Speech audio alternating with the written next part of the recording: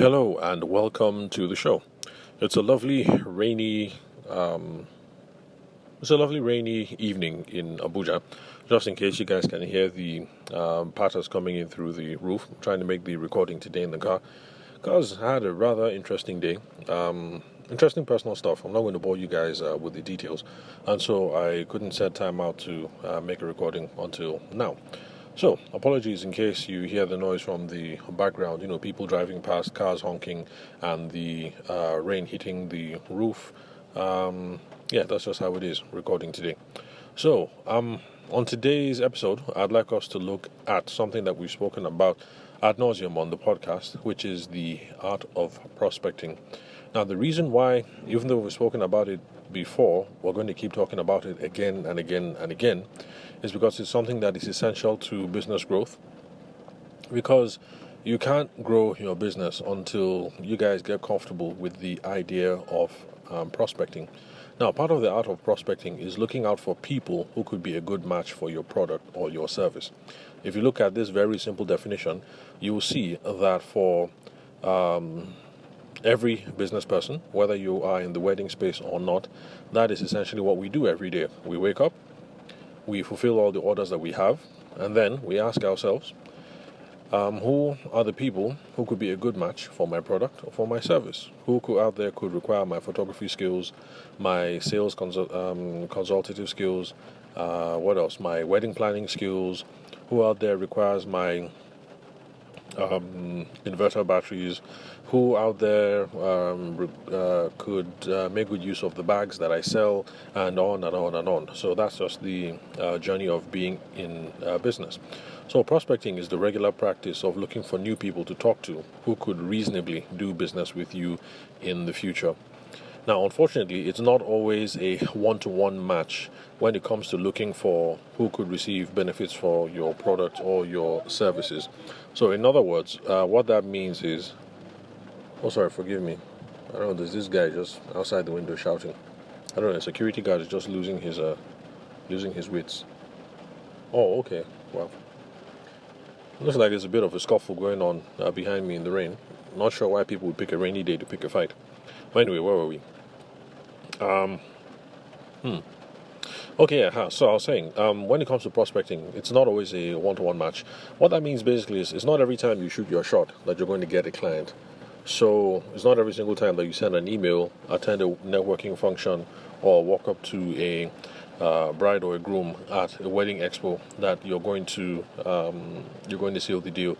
So it's not always 100%. So for those of you who are walking around assuming that you're going to talk to 100 people and you're going to do business with 90 of them, perish the thought. That's not how it works, because not everybody wants what you do.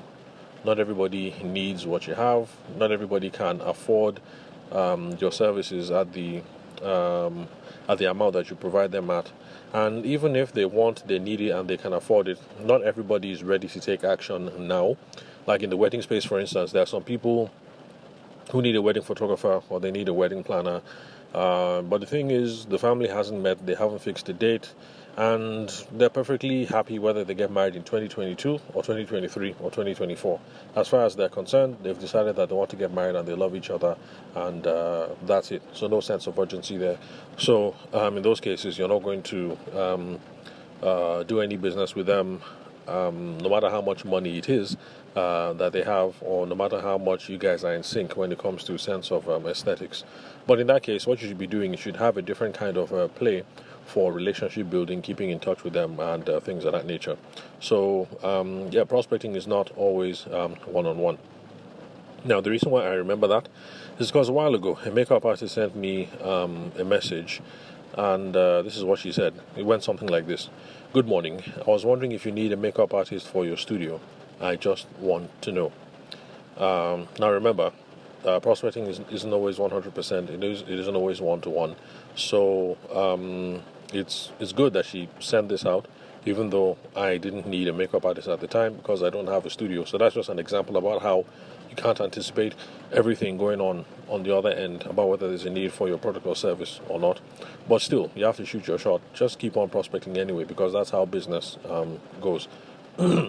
Now, this message that I received was actually better than the usual message which I receive from other makeup artists, because I'm sure you guys understand that since my original constituency, as I like to call it, is wedding photography, I have lots of numbers of makeup artists, and basically, no offense to you guys, but basically, all of you are sending the same message, and it's lazy. You guys should. It's lazy. You're all sending the same message, and I don't think it's good for you guys as a what's that word? Is it caterer? It's not good for you guys as a caterer professionals, because just imagine that someone has a regular client, not someone like me who is in the industry, and she has 4 or 5 makeup artists on her phone. All of you are basically sending the same messages. The only thing that changes in the message is just your name. It's hard for each of you to remain top of mind because the messages all sound the same. And of course, the messages go like this: Good morning, Madam. Ojuku Glam makeup artist at the best in the Abuja metropolitan area for your most sophisticated and upscale and blah blah blah blah blah sessions. Contact us today for a 50% discount. You won't be disappointed that you did. Thank you very much in advance, Ma. Now, let's compare these two messages.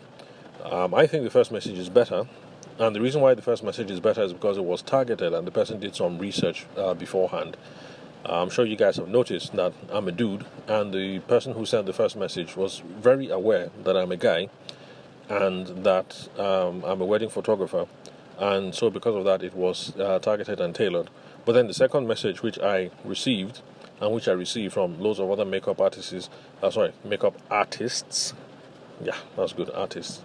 I hope my English teacher doesn't listen to these podcast recordings because of the number of gaffes that I make. So where was I? So the other message that I received from other makeup artists, they're not targeted, and the person just sends a blank message.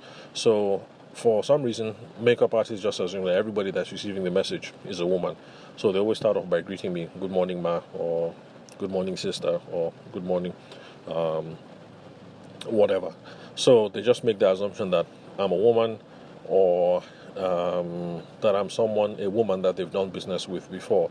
And it's something that I've spoken about on the podcast, that if you're going to do all these blanket messaging when it comes to prospecting, you should be separating people into groups, because WhatsApp allows you to do that, so that you just simply create a list. Sorry, not groups, because nobody likes being roped into another Facebook group. So you should be creating lists, and then all the brides you've done business with, have them there. All the women on your phone, have them there. People you think could do business with you, and then you send those messages to them, because there's no point in all the guys on your phone receiving these messages that say "Good morning, Madam," blah blah blah blah blah.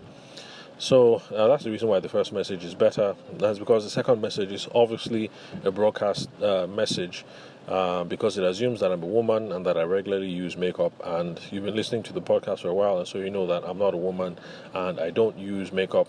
I confess I've used powder from time to time because my face oils up real bad. And so there are times that I'm heading out for an event and my wife is like, "Here, come. And then she dabs some powder on my face. So yes, I may have used makeup at some point in the past.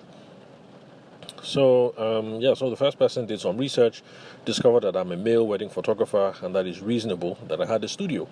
And if I have a studio, then of course it would make sense that I would need styling support for my clients every now and then before we go for the pre-wedding shoot, or in studio portraits and then stuff like that. So the first step in prospecting is making sure that the message or your approach, because every time you prospect, it's not always going to be by text. Sometimes because you're walking up to people, like for me, I prefer bridal fairs.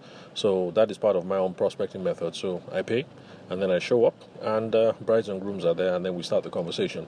So the first step in prospecting is making sure that the message or that the approach is well targeted, and you know who the potential audience is. You have to know who the audience is. Step one.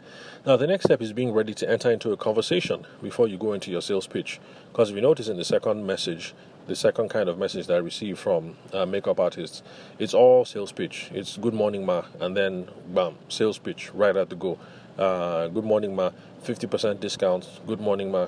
Christmas session, Easter session, Valentine's package. This is this and that. So be ready to enter into a conversation before you deliver the sales pitch. The reason why that's important is because conversations actually increase the likelihood of people doing sales with you when you engage in people. Yes, there are some people that will just see your sales pitch if you just launch into a sales pitch, either verbally because you guys are face to face, or when they see your text message or your WhatsApp message. So there are people that will end up doing business with you, but that's just low hanging fruit. So a conversation is necessary because it will give you the opportunity to find out a couple of things. Find out about the needs of the customer, how you can possibly help, and stuff like that. Because it's possible that they need makeup services right now, but they're not really interested in your 50% Easter discount or something like that. Maybe they're getting ready for a what's it called? What do you call these things? Baptism. So baptism and the baby is going to be baptized, and so grandma is coming in out of town, and the mother-in-law is coming out of town, and maybe that's what they need makeup services for. So that blast about your Easter discount or your Christmas discount or whatever, might not ring a bell. But if you are targeted and you're looking for ways to start up conversations, you get to tailor your pitch, tailor your proposal, and you get to be much more effective overall. So it's only when you have all this information that you can now comfortably say something, make a really targeted pitch, and then at the end of the day say would you be interested in that. So if you're sending messages to say what's up, to follow up, to keep in touch with people, and oh, by the way, how is the baby, congratulations, oh, you guys, oh, you're doing the baptism, it's going to be next month, oh, okay, are you going to do your makeup, do you need a makeup artist, oh, what of for momsy, what of your mother-in-law, blah, blah, blah, blah, blah. I mean, just, it's easy, it's nice, it's conversational. Like, that's a much more better way to prospect. It's a better use of your time. So until you have all the information that you need to make a pitch when you're talking to someone, you're just spraying messages out to the whole world, and you're hoping to be lucky that it will land on someone who might have a need for your product or your service. And it works, but that's just low-hanging fruit, and it's not really a good idea. So, for makeup artist A, the first message, what could she have done? Since she reached out on Instagram, the first message should have been something like this. Remember, I'm trying to encourage us to have conversations here. Hi, Mr. XYZ. I think your photos are wonderful. I mean, flattery is going to get you everywhere, so it's not a bad way to open up the conversation. And of course, I would have responded, and eventually she'll follow up with stuff like, I'd love to be associated with photographers like you. Is that something you'd be willing to explore? The answer could be yes. The answer could be no. If the answer is something similar to a no, then she knows that, okay, she shot her shot, it didn't work. And you can make a play for, well, let's keep each other's contacts because you never know. And then if it's something close to a yes, then the other questions would now be, do you have a studio in Abuja? Or have you been in partnership with a makeup artist before? How did that last partnership end? Who are the kind of customers that you serve? What are the majority of things that you do? Weddings, pre-wedding shoots, blah, blah, blah. So it's from asking all those questions that you are now going to be able to make a proposal to enter into a partnership, and maybe I give her 10% for every customer that she brings, or there's a kickback for her or whatever, or we combine packages where maybe I had her into a pre-wedding shoot or something, all these ideas that people explore. So it's only where after you've had these conversations that you can make a pitch, instead of just reaching out saying, I would love to be a makeup artist for your studio. I mean, why not start off with the questions? What if the dude doesn't have a studio? If he doesn't have a studio, like I don't, it's possible that they just see the message and then they walk on by, and you've wasted the time that you did in copy and paste. So it should be real conversational when you are prospecting. So be ready to have a conversation, because you can only explore all these kinds of proposals when you get a fair sense of who is this other person, what are they up to, where are they coming from, where are they heading to with the business, what are they trying to achieve with the current promotions that they're running, things like that. Any promotion that you make before you have a conversation with someone is just premature, and it's just guessing. Now, why do all these things matter? It matters because it is better to send 30 well thought out messages, which will result in 10 conversations, and then you enter into business deals with 5 people. That is a better use of your time, trying to chat 30 people up, and you ended up getting business from 5. Rather than doing copy and paste, you send the message to 1,000 people, it's going to get ignored by 800, and then 100 people are going to block you, especially if you send these kind of messages every year. And because my wife is always blocking people who keep sending out these lazy messages. And trust me, if my wife is doing this, your husband is doing the same as well, or your wife is doing the same as well, and your customers who are receiving it are doing the same as well. So 800 ignore, 100 will block, and then maybe one person will respond, and of course you don't end up doing any business with that person. So taking time to invest in 30 conversations, you end up doing 5 deals. That's really motivating, rather than sending 1,000 messages and you didn't do business with anybody. So eventually you're getting habitually ignored or blocked, and it's bad for morale. It's really demotivating. So so that's it pretty much. So if you're a makeup artist, reaching out to say, hey, I was wondering if you need a makeup artist for your studio. That's not a bad idea. But remember, we should aim to have a conversation so we can explore different scenarios.